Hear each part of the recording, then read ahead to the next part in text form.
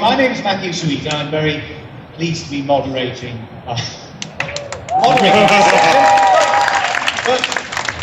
But we are a group of people who I think were probably all formed in some way by the writing of the man who we're here to celebrate this afternoon. So let me welcome some of the other people onto the stage who are going to be sharing the love for Terrance Dicks, exploring his writing and his style and how it brought all of us here into this room today. So will you welcome, please, let's have Emma Reeves on stage first. Although she's the mother, Emma Reeves, the queen of CBBC, the woman behind Hunty Feather and The Worst Witch and torture novels as well. Will you welcome, please, the superintendent of the Shadow Police, Paul Cornell. And will you welcome special effects genius and Doctor Who novelist, Mike Tucker. You wouldn't believe it, but parts in are actually made out of Airfix kits. And last and very much not least, although I think you've all seen her already, haven't you? But the woman whose character's career was shaped by Terrance Dicks, Miss Katy Manning.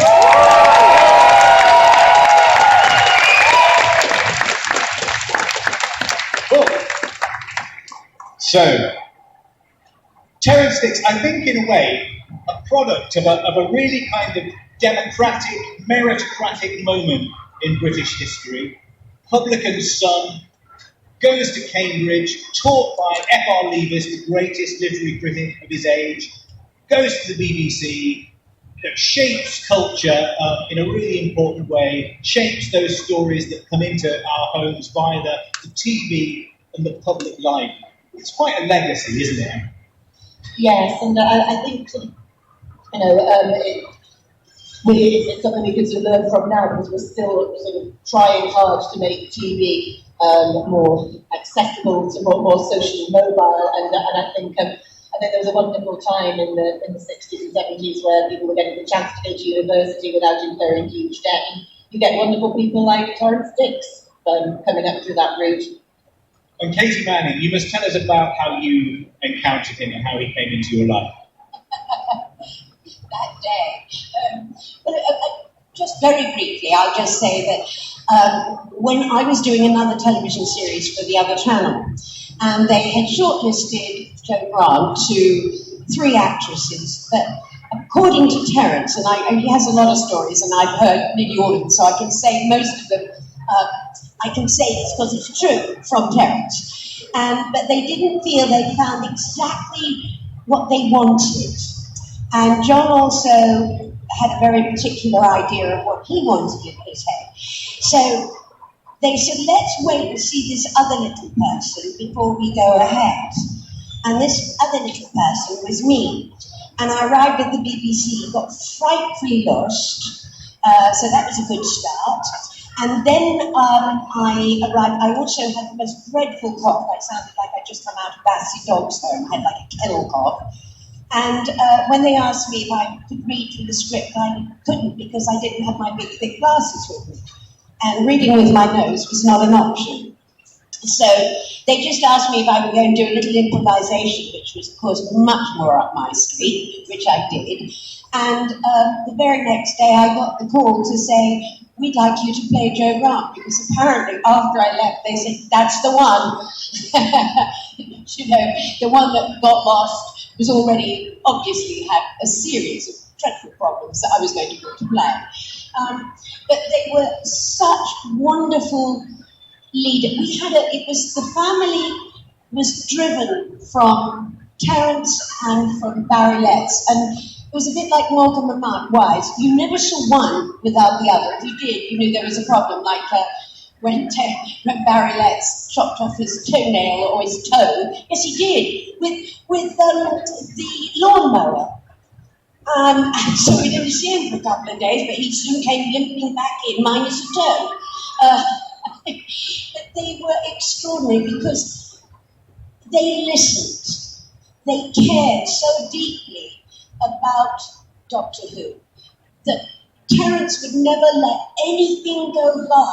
We should never put out scientific information that is not fully corrected, because we will get lots of letters saying, And they were very keen to obviously bring in an older group of people. So they were trying to lift this show from just a very young audience and lift it up, which was beginning to happen. But the great thing about working for them, and I'll do as quickly as I can, the great thing about working for them was they listened to everything. If there was a problem with dialogue, if we found that there was an escape, John would say, no, that's not logical, she can't dig her way out with a spoon. I want to bet.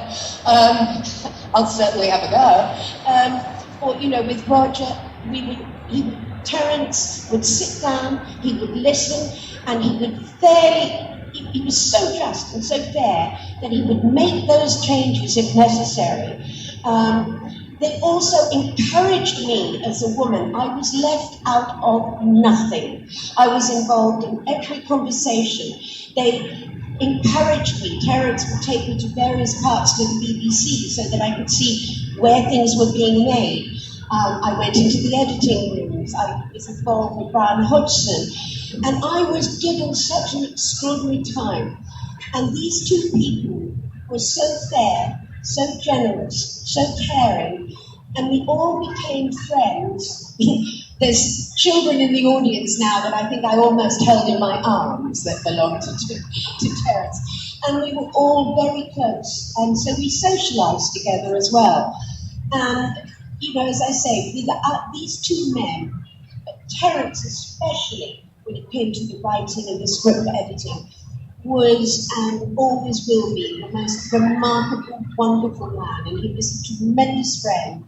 And the passion for the show was just unstoppable. And as I say, to be able to say, being a woman during that time, you hear a lot of people complaining.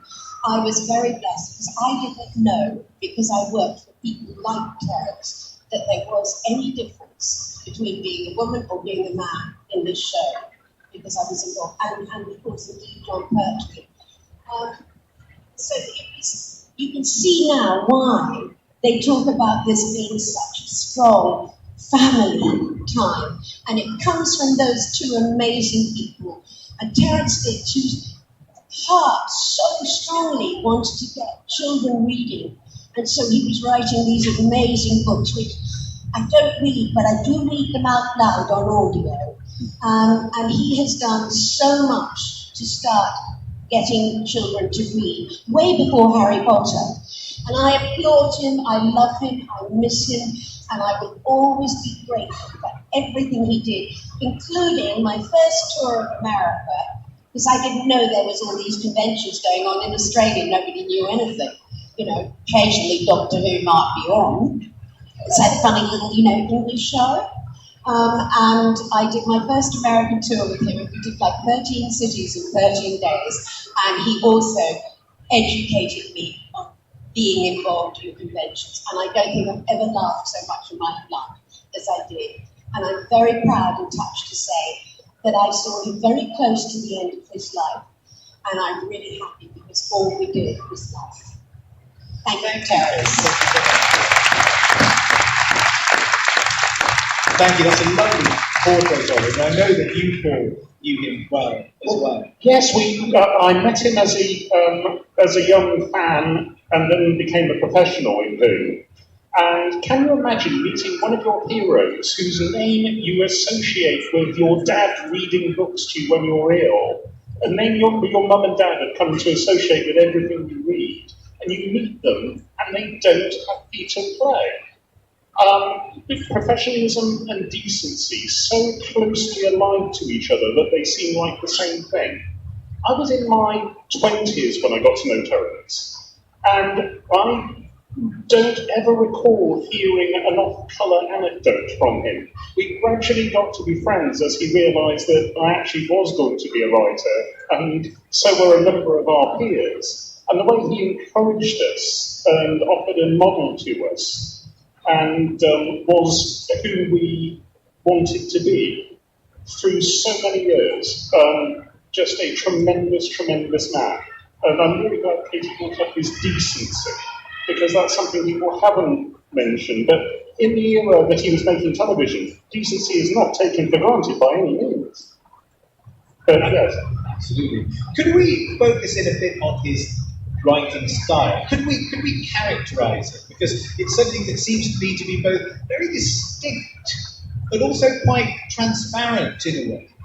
How would you describe it? Yeah, I mean, Katie sort of touched on it, that these books that everyone my age read were so clear and concise in their prose that they were not a chore to read.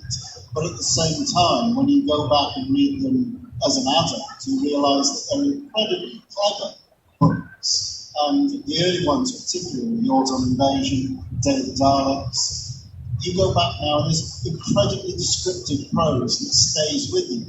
And I think that was a real talent, and that's something that I think an awful lot of us who went into the Doctor Who publishing sort of regime that happened through both Virgin Books and then subsequently through the BBC, you're constantly trying to go, right, how can I get it as easy to read as a Terrance Dicks novel and get all this wonderful description?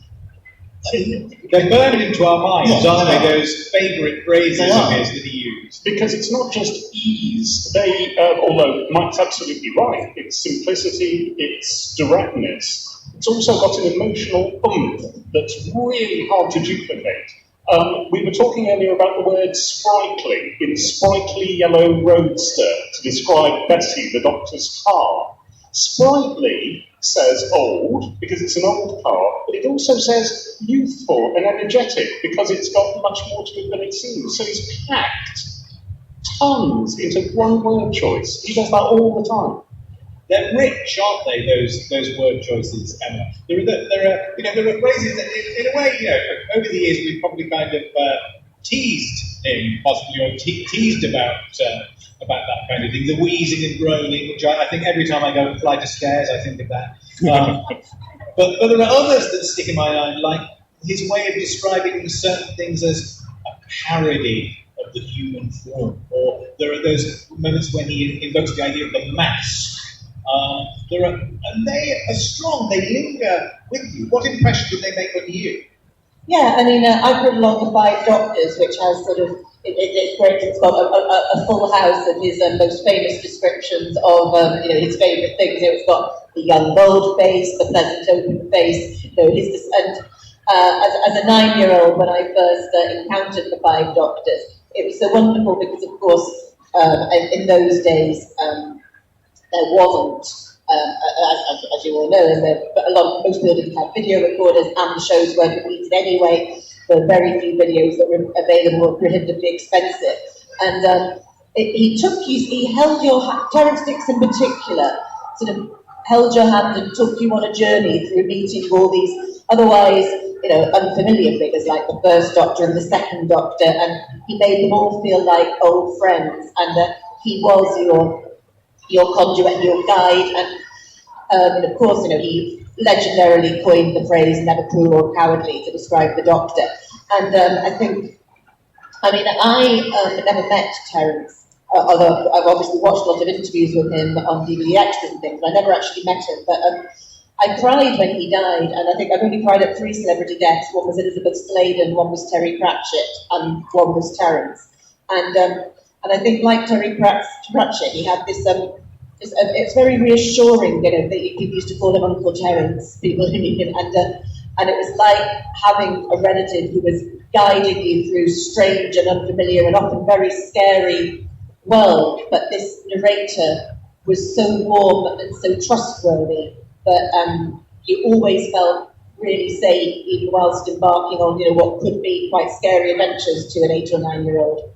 Are you going to read a bit for us? We also might read some of our favourite moments. I was just going to say that's kind of like working with him. Yeah. He would hold your hand for terrifying moments. And that's something I think we don't often think about. In a lot of his stories, he was actually saying something that was very important about what was going on in our world at the time. And both he and Barry were very strongly involved in that.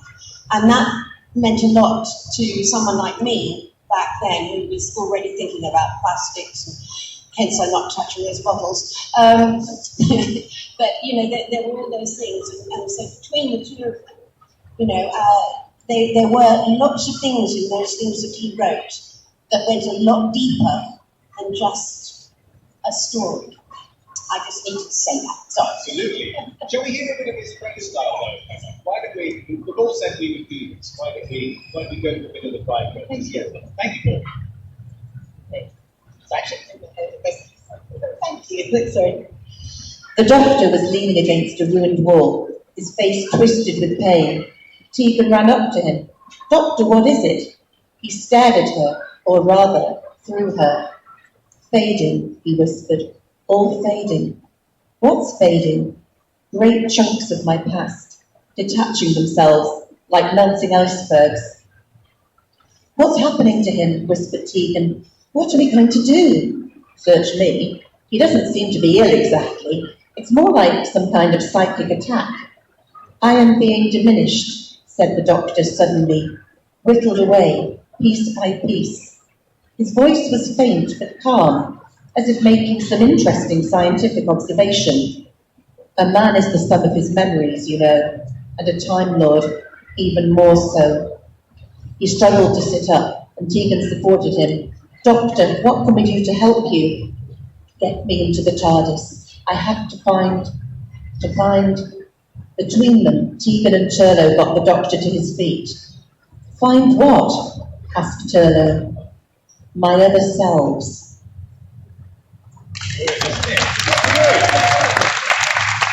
And really, at that moment, Terrance, I think, was sort of the embodiment of Doctor Who, wasn't he? He was the custodian of the memory of this programme, Mike. Yeah, I mean, it's something that was touched on earlier. I mean, I'm sort of about the same age as the show, give or take a few years. And once it had been out on a Saturday night, that was it. You couldn't relive it. So I grew up watching John's Doctor, and I knew of the first two. But it's the Terrance Dicks books, and Brian Hales and Malcolm Hulk and all the writers that he encouraged into the Target writing program. That was my DVD. This book was my DVD extra. You know, this is how you learned how television was made. And the current issue of Doctor Who magazine that's out, I think it's Steve Lyons touches on this book, and he said it demystified television to such a point that people of my age thought, I can do that. And I think there's a huge number of people working in the television and film industry today that are only in it because of this book. You're nodding at that. I'm nodding fiercely. This is my copy, which is still covered in felt tip annotations. And it's both editions contain a guide from plot to novelisation of all the different stages. And that was, as Mike says, the first time that a lot of us had seen how the sausage was made. And here it is. It's a tremendous piece of work. And just opening up the bonnet and giving us the toolkit. So what did you learn from that book then? Well, all my first attempts at scripts had the 1970s annotations straight out of this, begin Talisini at the top of them. And it's, I think he's very good at getting to the point, and I think the piece you read out just shows that. And in here, we've got the crystallization. There is no other, this is unique, there's no other making of book that went on to have dialogue featured in the show itself, via the new adventures, via the books. How many making ofs come to define the show that they are from? This is the, this is the Doctor trying to reassure his audience that Tom Baker is the Doctor like all the previous ones were, because Tom's relatively new when this comes out. He is still impulsive, idealistic, ready to risk his life for a worthy cause. He still hates tyranny and oppression and anything that is anti-life. He never gives in and he never gives up, however overwhelming the odds against him. The Doctor believes in good and fights evil. Though often caught up in violent situations, he is a man of peace. He is never cruel or cowardly. In fact, to put it simply, the Doctor is a hero. These days, there aren't so many of them around. These days, in 1970. Yeah, it's amazing. That description of the character, as Paul has said, was fantastically influential. It was one that all writers on the show of a certain age would have read, and then obviously gets onto the screen, as he pointed out. Was that, thinking about Katy, the way that he saw this character, who he spent so much of his life with, what do you think his attitude to that character was? I mean, that it absolutely is. He encouraged John to allow all, because I think John, as I think all of the Doctors, have brought so many beautiful levels. I mean, we know it's one character, but each actor has brought something extremely special, but it doesn't go outside. It's a bit like Shakespeare gives us guidelines how to perform. I think Terrance Dicks has given every actor who has played Doctor Who all they needed to play that character. And you only pepper it differently by the different assistants or, people, companions. I never know the right word anymore. The different companions that you put with it. But those things belong to me, to every Doctor. And if that ever changes, I think we're in real trouble. Because I think that is absolutely how you have to take, whatever else you add to that is fine. But that has to be the basis. And Terrance has been our Shakespeare, if you like. He has given us, or given all future Doctor Who's and all past Doctor Who's, that key to playing the character. I mean, I know that he wasn't on the earlier Doctor Who's, but that you can see how strongly that's affected certainly from John's day, and to a certain extent Pat Troughton's day. But certainly from John's, it really took off, And he cared so deeply about this show, and so deeply about the character and justice and all the things that went with it, but in a very calm way. He wasn't one of these egotistical kind of script editor. He was just there and loving every second of what he did. He always said that he loved a script crisis. He did, that's why he loved John. Because believe you me, we had a few. Do you remember him kind of coming down onto the shop floor, as it were, and fixing a problem? They spent more time down on the shop floor than they did up there. And I was also very useful there too.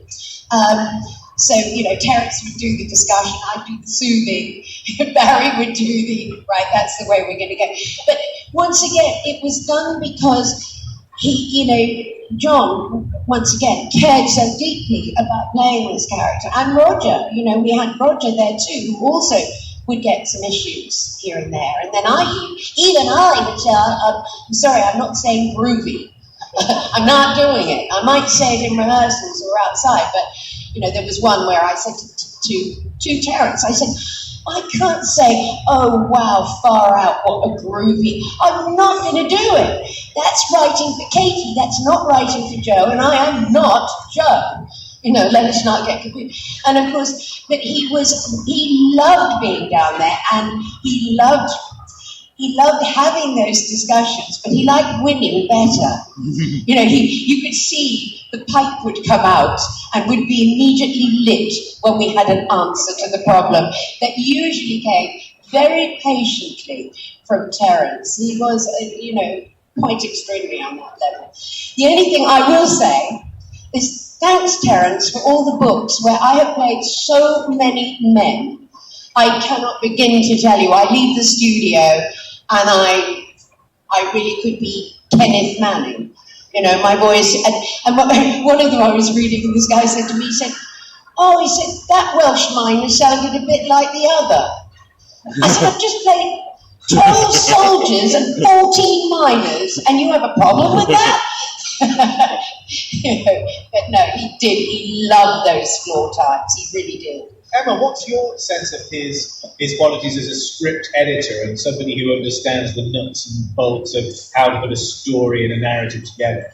I mean, I always got the sense of him as being sort of the ultimate professional, and I think he was very self-deprecating about his work. And obviously, I completely understand that was a sort of a public persona, but I always get the sense of him as being somebody very unpretentious, somebody who was just, let's get on with it. He sort of presented himself as this sort of journeyman, it's just a job, but of course, obviously he knew that he was involved with something that people care very passionately about, and I think he would consciously put himself down, going, I'm just trying to sort out the problems and get things done. But I mean, if it wasn't for people like him, and he is, the first amongst them, really sort of struggling so many years of the show, even the years before he started, thanks to the Target books, that if it wasn't for people like him, we wouldn't have this wonderful show. And the Target books give him an interesting position, don't they, Paul? Because not only does he work as script editor on the show, but in a way he becomes the kind of backseat script editor of the entire history of Doctor Who. Well, yes. I mean, this is the man who basically wrote the third draft of every Doctor Who story from late Troughton to the first Tom Baker, who also got to keep on script editing the rest of Doctor Who as well. In that, his novelisations typically fix at least a dozen tiny plot points, sometimes much bigger issues in the stories they cover, invisibly. So my experience as a young fan was often that I would be slightly disappointed with the TV versions, having finally seen them, having had the novelisations in my head, which are plotted better often. I mean, also, just following on from that, he gives such backstory to minor characters that all of his books open with a character that he gives you far more to think about than you ever saw from the 30 or 40 seconds that the TV story allowed you. So, like Paul, occasionally when you finally got to see that long-lost DVD of something that you'd read as a Terrance Dicks novelisation, you went, oh, it isn't as good as the book. He was particularly good as well at characterising those figures who we tend to meet at the beginning of a Doctor Who story, who then perish in order to be able to demonstrate to us something about the awfulness of the world that we're about to enter. Those people who are just, I suppose, the guys in red shirts in Star Trek, there's a whole world attached to those figures. But he can occasionally do that in a single line. I mean, I'm thinking of the Dalek invasion of Earth, through the ruins of a city, strode the ruins of a man. I mean, that's fantastic. Fantastic big prose. Well, I should say it's also not just about plots. The opening of the Web of Fear, where the original is quite anti-Semitic. Julius Silverstein, who in the TV version is grasping and miserly, Terrance gives him he changes the dialogue, he makes it clear that he and Travers, who wants the Yeti back from him, are friends, he makes it clear that Travers' demands are ridiculous, he humanises him, he drains it of anti-Semitism. And I don't think he's given enough credit for things like that. Oh, interesting. And he also fixes things that he considers to be naff or vulgar. Remember, in his novelisation of Kinder, he changes the acronym SR security because he was convinced that people would think it was a kind of toothpaste and it wasn't like science fiction enough. Let's talk about what he gave to Doctor Who, because we talked about his about the fiction and the relationship of the novelisations to the scripts that he wrote. But let's talk about that moment that he arrives on Doctor Who. Right at the end of the 60s, Doctor Who is in a pretty chaotic state at that moment. Its producers are in a state of disarray. Scripts are falling down all over the place. I mean, what sense do you have of what he did for that programme at a moment when it was rather wobbly? Can I say something? Absolutely. Because we had this conversation, obviously, we had lots of time sitting around in the canteen and things like that, because they'd come into rehearsals a lot, not just on producer's day. And one of the things when they took over, they did the first year, but what they were determined to do and they talked about it a lot, and Terrance brought this up, was to have real army and real navy rather than, sort of a safari suit and a paper badge, so that immediately that gave a huge strength to this show. And very nice for me, real army, real navy, that was fun, even though I'm a pacifist. But, that did, if you think how much reality that brought to the show, which was something that Terrance was very, very keen on too, was to, and Barry, as I say, I can't talk about one without the other really, because they really do go together, but, Terrance would sit down and he said, no, really, Barry, we really have to, make sure that this becomes more truthful. Bringing in the master, was inspirational to actually bring in that character and the casting of it too. So one of the things that he felt was really important, and also the reason, say, that they talked about using me as opposed to having a very clever scientist or somebody, was they wanted to bring in that other aspect. So children at home, we never lost them.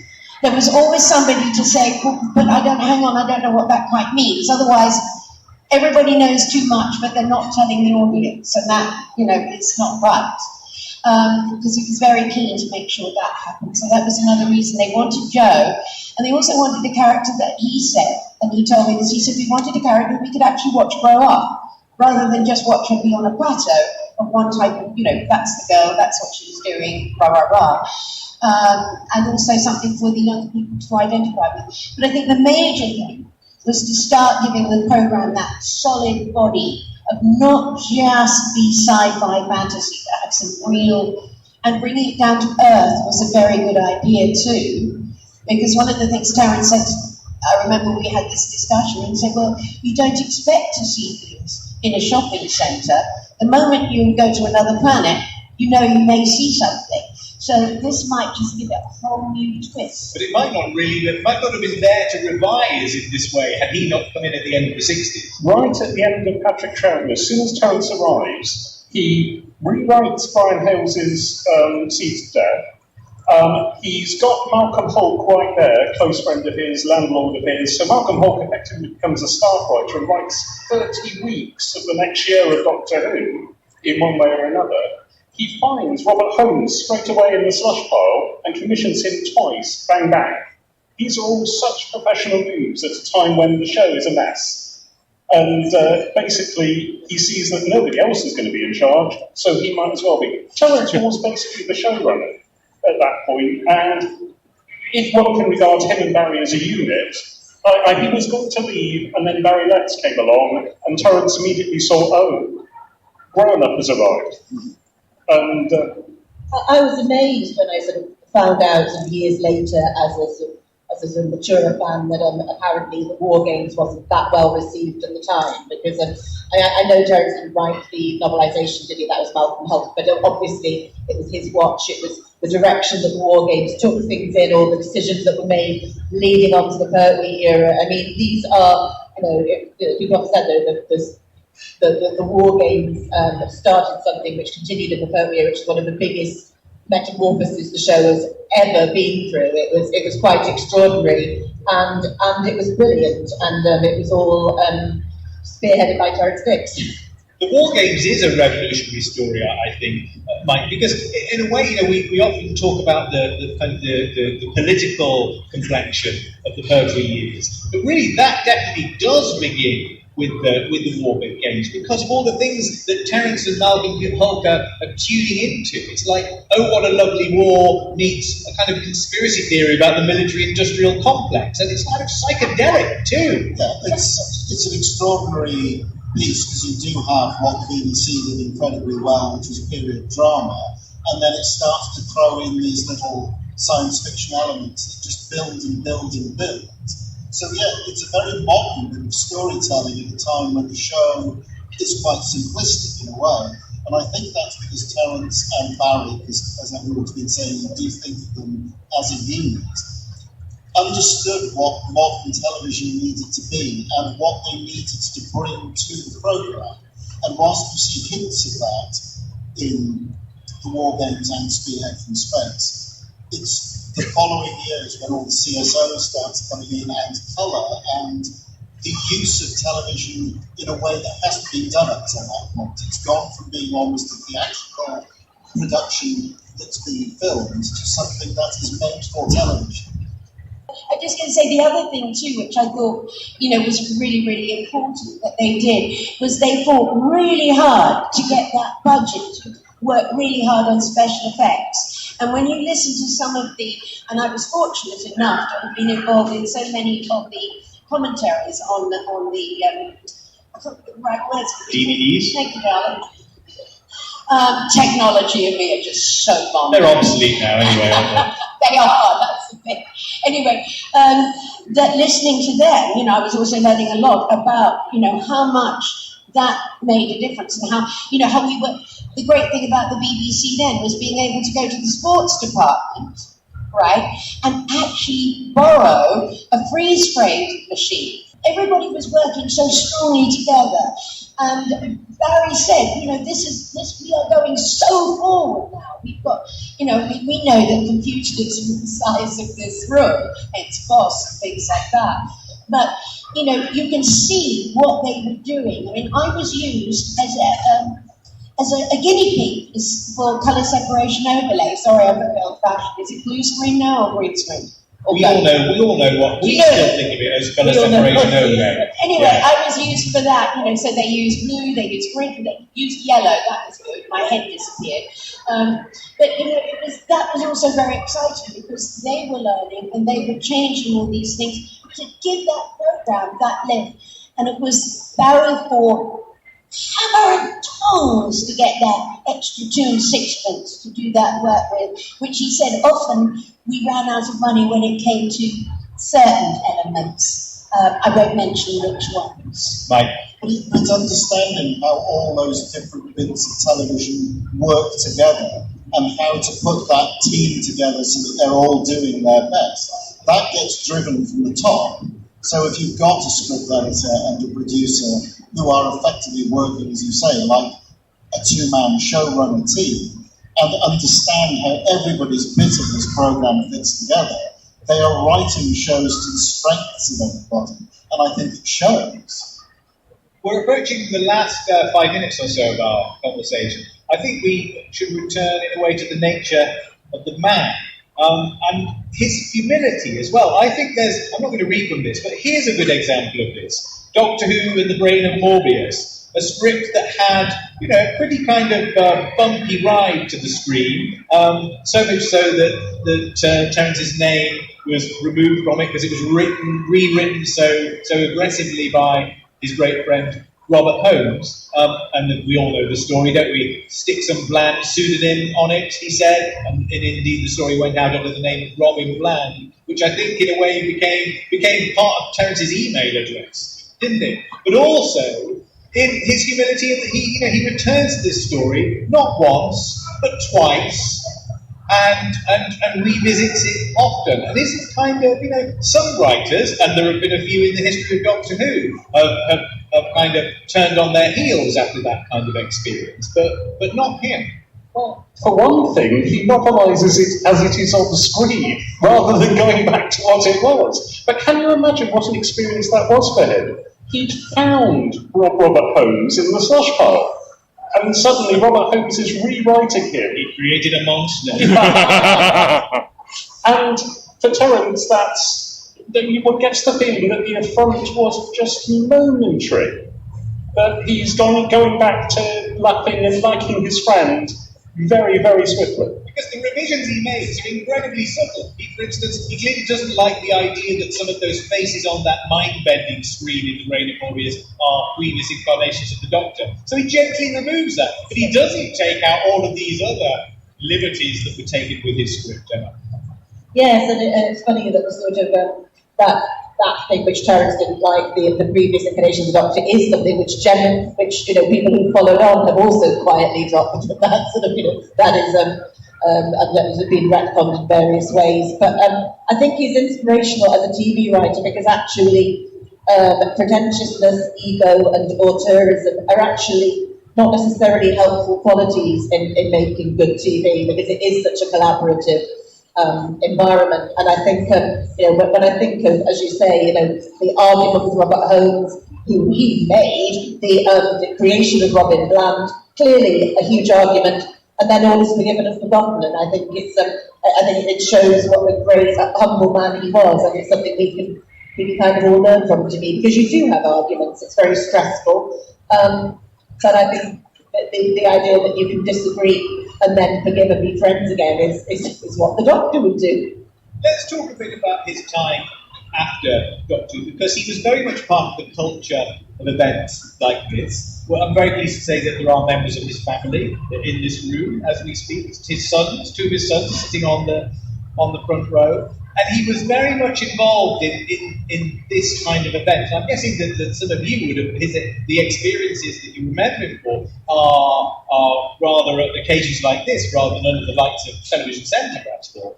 Well, I think one should say that his career extended enormously in children's literature, way beyond Doctor Who, and kept going and influenced an awful lot of people in an awful lot of different ways from there. But yes, in convention situations, he was in the bar, he was talking to young writers, he was offering us drips of wisdom. I remember seeing him at the BSFA open meeting, and because they asked about crime writing and about wider science fiction, he talked about how the people he'd met in science fiction, Harlan Ellison, Ursula Le Guin. He talked about his love for Raymond Chandler, about his love for sea novels, his Patrick O'Brien and the Hornblower books, and historical novels like that. So many dimensions to him. And we got to know him in drips and drabs because one had to go looking for it. He would not force it upon one. It's such an enormous career. There's no chance of us even scratching the surface of it, really. The Mounties books, the Dog books, the Crossroads, Moonbase 3, the classic serials. I mean, it's just endless, isn't it? But what does he mean to you personally? And I think if we can go along the line here, then that would take us to the end of our event. Mike? Well, there's a little chapter in this book about the special effects department, and he does actually say, if you would like to learn more, look out the book, The Technique of Special Effects in Television, written by Bernard Wilkie, who is the BBC's senior visual effects designer. It is published by Focal Press and costs £3.50, but you might also be able to find it in your public library. And having read that, I did go and find it in my public library. I did get it ordered for me for Christmas. And that is why I'm in the career I'm in. So he is responsible for me being a special effects designer. So I have to give him all the credit for that. Emma, you next, and we can end with Katie. Well, as I was saying, this is the person that could take you by the hand as you sort of come to the shelves of Wrexham Public Library and just take you into all these different worlds. And I think it definitely influenced me becoming a writer, and particularly the sorts of things that I would write. He just showed the multiple possibilities that were out there. My friend, my great inspiration, my mentor, I owe him everything. I owe him my career. He's why I'm here.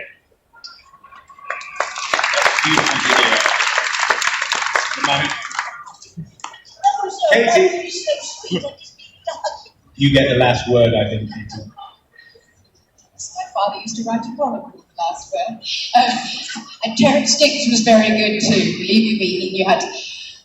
I found that Terrance was inspirational, he was supportive, he loved to share all his ideas and his thoughts. But what was also lovely about him is that he really liked and understood actors.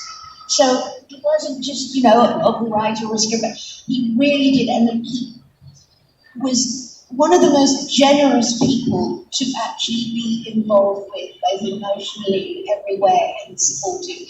And as a young actress, I don't think that I would have had the strength and the understanding of so many areas of television which fascinate me. I was never just interested in acting. I wanted to be everywhere. And he took my hand and he took me around those studios and he made sure that I was always going to see and always be welcome in every area of those studios. But most of all, I absolutely adored his friendship and the joy and the humour that he brought into my life, and I will always be grateful to him. Could we get the caption of him back on the screen, please? Can we get the picture? And there he is. So I want to thank, as we come to the end of this, I want to thank Mike Tucker, I want to thank Katy Manning, Paul Cornell, and Emma Reeves. But most of all, I think all of the others in this room want to thank Terrance Dicks.